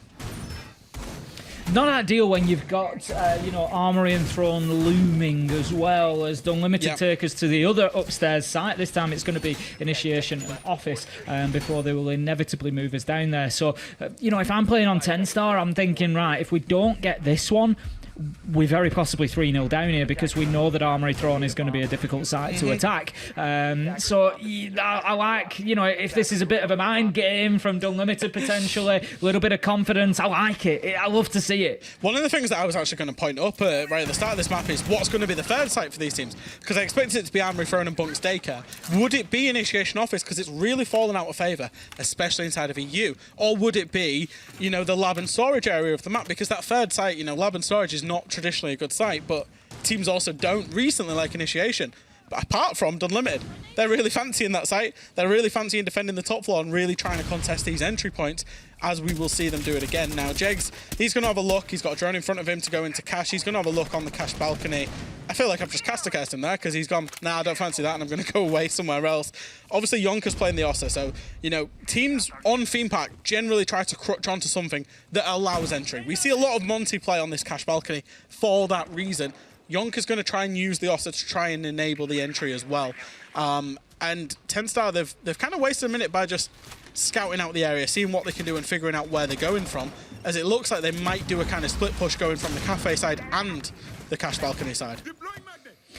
You sort of see this aggression every time from Dunlimited there. Nordwind, he gets a Flores drone in behind his shield. So what does he do? Does he dip himself away to safety? No, he runs into Cafe. He runs towards the door. He's ready for that challenge coming in because potentially Tenstar think, yeah, we'll get in at the same time whilst that is happening. And I love that from Dunlimited so far. There's absolutely nothing that Tenstar seem to be able to do here to put them on the back foot. If anything, they just come back at them even harder. It's like attack is the best form of defense here. Hypex with a tight angle underneath that Kiba barricade. He just can't find his shots, but 2 minutes has been wasted now, Fresh. Yeah, there's really not much map control taken by Tenstar. They've not got a foothold in whatsoever. It's going to rely on basically Hypex playing his cards right. Finds one, finds two, hidden behind barriers, hidden behind pillars, and he's just playing Top Dragon and he's making it his own. Zenoxo can do nothing. YZN can do nothing. There's one on the control hatch, and realistically Tenstar, 2 minutes into this round, they've still not entered the building. Hypex has just made that look completely casual. He's won the round from that one spot. A kill comes in now, and another one from Army. Rorik and Army just tidying things up there at the end. But make no mistake, that round was Hypex versus Tenstar, and Hypex came out on top. Absolutely beautiful play from Top Dragon, and casual as you like. The thing that frustrates me a little bit there, Fresh, is Tenstar, particularly the Ash, the opening kill onto Jegs. So Jegs knows that he's Top Dragon. He's had shots taken at him from underneath the Kiba barricade. He's dipped back around. They've flashed that top position. He walks in, and he doesn't even check Top Dragon. He's checking the stairs, but it's an absolute freebie for Hypex. The challenge on the window is too late. Hypex has enough time to turn around and hit that shot as well, and it all just seems a little bit out of sync for Tenstar. Yeah, and I think, you know, that's obviously a big problem for them, and this is how Theme Park plays out. And, you know, Tristan said it on the desk, this is how Theme Park, you know, will play out with teams that want to be aggressive and want to roam. And I think coming back to that Solace ban, for example, is that the one reason that I'm seeing, you know, professional teams and professional players saying it's Solace is strong, Solace is good, maybe a little bit too good to the fact that teams are forced to ban her. When you're forced to ban Solace, and for example Amira's banned, that leaves more of the crutch operators on the defense available. It means his army's available. We saw his army used devastatingly in those two top floor defenses. It means that Valkyrie's available. As soon as his army's off the board, Valkyrie's on the board. And it's weird, it's how defenses can basically revolve around these kind of win conditions because of the fact that Solace needs to be banned. And I think, you know, that's a little taster. These 2 rounds are a little taster for what's to come in terms of the general play, you know, leading up to 6 Invitational, is that when Solace is banned, there's going to be a lot of his army, there's going to be a lot of Valkyrie, and we would expect those defense win rates, therefore, to move up.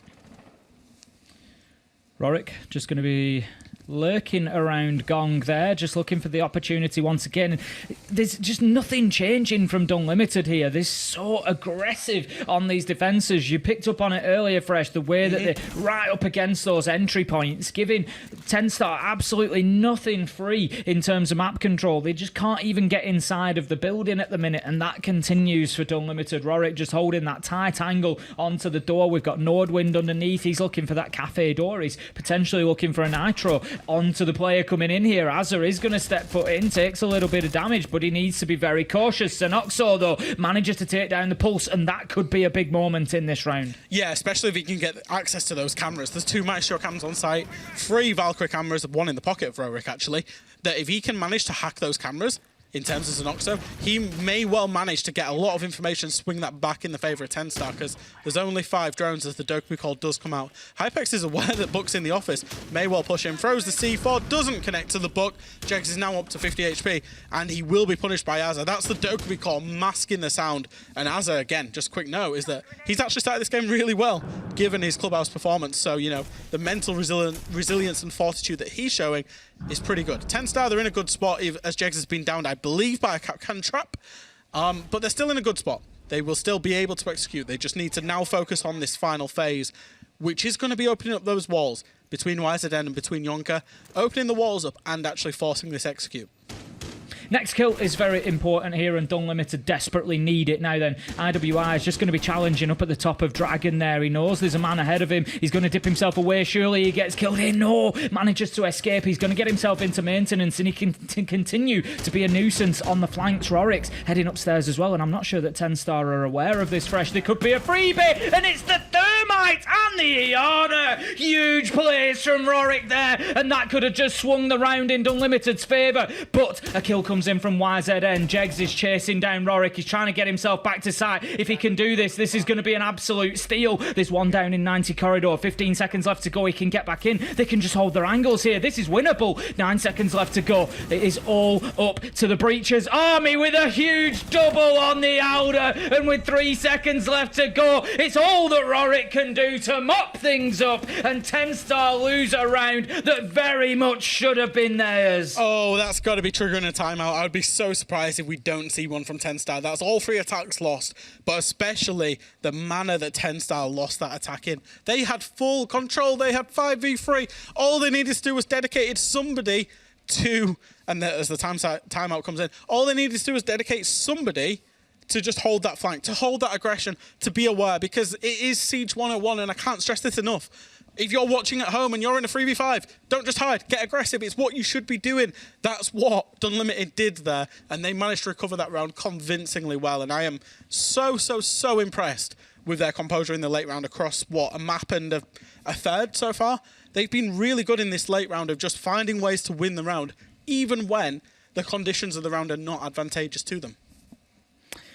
Rorik, not just for his flank in that round, but I think overall performance deserves a shout at this point. 7-0 across the first 3 rounds, going fantastically well. Interestingly, again, you know, I'm not trying to pick up on those players that are struggling to get into the game too much, but we've spoken at length about Jegs. We've spoken, you mentioned it in the first map, about how sometimes Tenstar can be a bit top heavy on stats. They'll have a couple of players that are right up there at the top of the board doing the lion's share of the fragging. Jegs is usually one of those players. He hasn't had a kill yet on Theme Park, and it's just seeming to mirror the way that Tenstar are struggling to get themselves going on the scoreboard. And yes, they're on the attack of Theme Park. Yes, it's not the end of the world, but, and it's a big but, they need to get a round or 2 on the scoreboard soon, because if not, this one is going to run away from them quickly. If this is a 5-1, a 6-0, dare I say it, Dunlimited only need to find 1 attack, so as difficult as the attack might be, you'd have to still put your money on them doing it. I had quite a long conversation with Rorik last night. I know him, you know, decently well, and he basically said that it's a grudge match for them as well. You know, we hyped this up as a grudge match for Tenstar with what Rorik said about them in the interview. It's a little bit of a grudge match for the Russian team here in that they've seen the 2 Russian EUL teams both make changes in this transfer window. And he basically said that none of the Dunlimited players were even considered for those changes. And he believes that they're a better team than, you know, some of the Russian teams that we've seen inside of EUL. And he wanted to prove that today. That was his big proving point. It wasn't, I want to prove that I'm better than Tenstar. It's, I want to prove that I'm the best Russian team, or we're the best Russian team, and people should be talking about us. And by gosh, are they doing it so far? They're looking so good as this round is now fully underway. We're going to see Jegs Tenstar make a lurk in through maintenance. Not sure if he's aware that the Malusi is actually there of Hypex. Might get caught out, and this might be a very bad start to the round. Pre-fire comes in. Hypex gets himself up the Dragon stairs. Chip damage both sides, but that engagement is one that's going to be saved for a rainy day, I guess. Jegs comes away very marginally the better out of the two, I think. But Hypex just doing a great job there again. It's just keeping them guessing. It's challenging that point of entry. I'm going to keep coming back to it because it's something that Dunlimited are doing so well on the defence here. And you feel like Tenstar are going to have to match it. And once again, 7-0 becomes 8-0 as Rorik manages to find Zenoxo with an entry. And that is advantage Dunlimited once again halfway through the round. And I fail to see any major progress that Tenstar have made yet, Fresh. I mean, we're talking, what, another minute 30, not really in the building? Sure, Jegs was in the building. Sure, Azza is in. But it's only the entrance points to the building. It's only into Mazes. It's only into Cafe here. And realistically, Azza's got no support with him. If he gets punished here, there's no refragability as chip damage again does come in and he's had to back off. 2 minutes in and basically only Cafe taken. This is so slow from Tenstar and it's not looking good for them so far. Nordwin just holding a tight angle there, takes a little peek, can't find his man, but it just again backs them off, slows them down. Going to put out the Wamai Magnet, and he's just going to keep bouncing around, dancing in behind this reinforcement. There you go, the Magnet sucks in that nade and just keeps him safe for a little bit longer. 45 seconds left to go, Tenstar failing to get anything going. The Wamai finds a kill, takes down Jonker, 5 versus 3 now, 4 versus 3 as YZN manages to get one back, but you just feel that the clock is going to be the enemy again. He's moving up from arcade stairs. He's pushing in behind the flashbangs. Is it going to be enough? He gets spotted out. They know that he's moving to bunks. A beautiful challenge on the back of the info. Nordwin, he shuts down the attempt at the push from top arcade. Another man comes in and just fills that position. 15 seconds left to go. 2 kills find us now in a 2v2. It's Azza, it's Jegs, it's 2v1 as once again Rorik pops up when Dunlimited need him most. It's 10-0 and Rorik is flying on theme park. It's a roller coaster ride and he is loving every second of it. Oh wow, he's paid his admission fee, but he's got so much more out of this game so far, and it's 4-0 for Dunlimited. It's 4-0, and for Tenstar it's really falling apart. And I'll be honest, Tim, I'm going to preface this, I can't believe I'm saying this. Maybe Tenstar need to take some inspiration from G2. Because when G2 played Theme Park, they said, basically, our strats suck. So we're just going to do a load of cheesy stuff and basically make the rounds 50-50. We're going to rush, we're going to do crutch operators, and we're going to just find a way to pick up a couple of rounds on the attack and get through to the defense.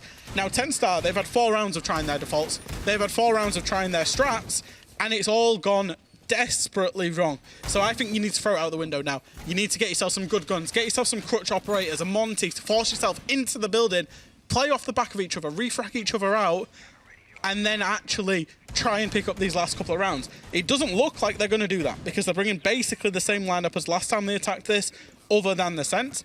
But I feel like that's what they should do. They should try and cheese these rounds, try and get 50-50, maybe if they're lucky, pick up a couple and have something to defend. Because as it's going right now, it looks like we could be seeing that 6-0 that you were talking about, Tim. It could be on its way. Hypex in that same position, I think, once again. We saw him at the top of Dragon Stairs. The mute jammer has been placed there, so we might just have him trying to hold down that area. And again, it's just this playing right up to the borders of the map by Dunlimited, not giving Tenstar an inch lest they take a mile. So Dunlimited, again, down here in maintenance. It could be too easy for Hypex. He's going to go out and get the kill and takes the electronics on his way back in fresh. Is anything too difficult? IWI finds Jegs and Dunlimited once again have just brought the thunder. That is absolutely criminal that he's been able to get out, kill the player, and shoot the Claymore and get back in. I thought it was a good play taking the 1-for-1 at least, right? Because, you know, Hypex, he's playing an operator, but yeah, sure, it is his army. But still, take the 1-for-1, get one off the board. It creates you much more space to play about in. And he gets all of them. That's a 5v2. And I think this is just Tenstar capitulating right now. Where's the refrag? Where's the players together? It's kind of all these kills have been so spread out across the map. It's just been try and crouch walk in somewhere. We're seeing Yonka crouch walk up yellow stairs. If he dies, who's refracking him? There's been no refrags from Tenstar, and out of all of them, this has definitely been the most disappointing round so far.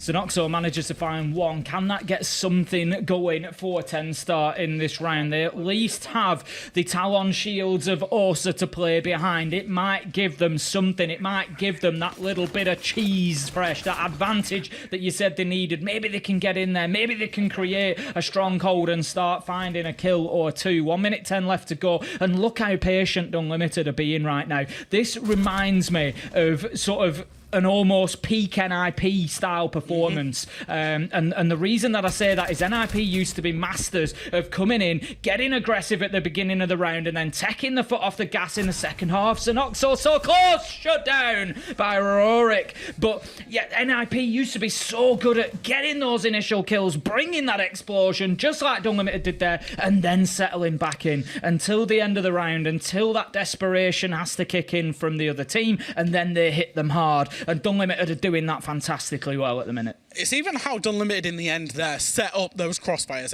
You saw that as soon as, I think it was the Frost, I want to say it was IWI, I could be wrong on who was playing the Frost, maybe Army actually, was actually, you know, taking that engagement with Yonker as he vaulted in. That's the trigger for Rorik to swing. And every single time it was swinging off the back of another person's engagement. Again, it's what the desk said was that Dunlimited were doing well, was that they were bringing two people to swing things together. They were refragging each other. It has been absolutely non-existent from Tenstar, and it has been basically the preface of how Dunlimited are playing, is that they're playing everything together off the back of crossfires and refrags, and it's night and day difference, and that's, you know, probably the key reason why they're 5-0 up, looking to defend the best site on Theme Park to go 6-0 up. They've absolutely slammed Tenstar so far. It just feels like Tenstar, and we see this from time to time, Fresh. You watch enough competitive Siege, you get to a point where you can recognise when a team is broken, and it just feels like Tenstar have reached that point where like nothing will work. They can't, you know, they just can't get anything going, and right now this one is just running away from them so quickly. And look at the aggression, look at the confidence from Dunlimited here. You know, they've stopped them getting in the building so far, but they've at least let them go and knock on a barricade first. But now they're ripping them down and they're ready to go. You've got Rorik 12-0 on the Valkyrie, and he's ready to run out here. He wants this. He's waiting for the rappel, and if Jonker gives it to him, this could be big trouble. Luckily, Jonker will decide to drone that door rather than just rappel up and will not be punished. That will be an engagement for another day. Rorik, he's looking like he's feeling it, though. And obviously he is feeling it. It's 12-0. But he's looking like he wants to try and force these engagements. We've all done it in ranked. We've all had a few kills in ranked and thought, yeah, I'm untouchable. I'm going to swing everything. Rorik's looking a little bit like that. So maybe that's an in that Tenstar could exploit. But, you know, you'd have to allow him to do that if he's 12-0 and says, boys, I'm feeling it. I'm going to swing everything. Apex is in the same position once again that we've been seeing him be so deadly, so lethal from before, but this time he's got Jegs working in on the far side of him. He's going to take the spray down on the yellow ping information, but it just wasn't enough for him to be able to find the kill. If nothing else, it might just slow Tenstar down a little bit as we reach the halfway mark. They have this time managed to get themselves inside the map. They're taking out utility, but they do still have a pulse underneath. The opportunity for vertical nitros is slightly more limited, but still possible. He is going to miss that one, though. You've really got to take your moment here on Theme Park if you want to hit those vertical explosives. Yeah, Tenstar haven't actually done too bad this round. They've actually entered the building. They've got the entry kill onto Rorik. There is still a player in lab or storage, I think, that they don't yet know about. Yes, it's IWI. So if they don't know about him, IWI has a massive win condition here of being able to push either of the breaches late. I guess they're about to find out, given that the lab and storage window has just been opened. The storage window, that is. IWI does find the down onto one. He will presumably be pushed from bathroom as well, and that will be a good refrag by Tenstar. This is so much better so far from them. That actually they're going to get into a 4v3 scenario. They're going to have the verts. They presumably will therefore get the breaches very quickly. There's only mute jammers on them. And therefore they can maybe have an execute. However, it's that late round composure. It's that 30 seconds left where Dunlimited have outshone them today. must-win round coming up here for Tenstar. 30 seconds left to go. Aggression as they push on into sight. After that breach gets opened up, it was the Gemini clone to begin with, but operators are soon to follow. 18 seconds left to go, and there's an important kill. Nordwind, he manages to almost find one, but no, disappears behind that wall of light, dropped in by the sense. The plant is going down. Hypex takes a beautiful peek, gets one, there's a second, and that is surely the round. 1v1. All Hypex has to do is wait for his moment, and there is his moment. And in that first half fresh, just like the map itself, this is like an abandoned theme park for Tenstar. There's just nothing for them to go on. Oh, again, they're just letting things go in the late round there. Of course the defenders are going to get aggressive. Of course they're going to try and push into drug. Of course they're going to push into barrels. Of course they're going to push through the sense walls. You can't just believe that it's a brick wall and just, you know, oh, the sense wall's up, we can just go plant behind it. They've got to be covering it, and Tenstar were completely, again, unaware in that late round with a complete lack of composure. And it's cost them again. And that's a 6-0 half. I don't think you could see a more perfect theme park defensive half if you possibly tried than what Dunlimited have just put on show for us there. You know, it's only, you know, in my opinion, it's now only a matter of time until they win EU Challenger League. As you say, 1 attack win in the next 6, and they are the champions of EU Challenger League. And it would be absolutely rightfully so. And it's, you know, we love to see a lower bracket run. It's worth reminding everybody that, you know, up to this point in the final, of course, the Challenger League in EU this year was a two bracket. So you had your upper bracket, you had your lower bracket, you had your second opportunity. Dunlimited were actually beaten by Tenstar in the upper bracket quarterfinals, dropped down to the lower bracket, and this is the culmination of that lower bracket miracle run that we love to see. They actually only dropped 1 map in the entirety of the lower bracket. They beat Death Row 2-0, they beat Wild 2-0, they beat Ascend 2-0. It was 2-1 against Makers. The first map that they lost was in the lower bracket final.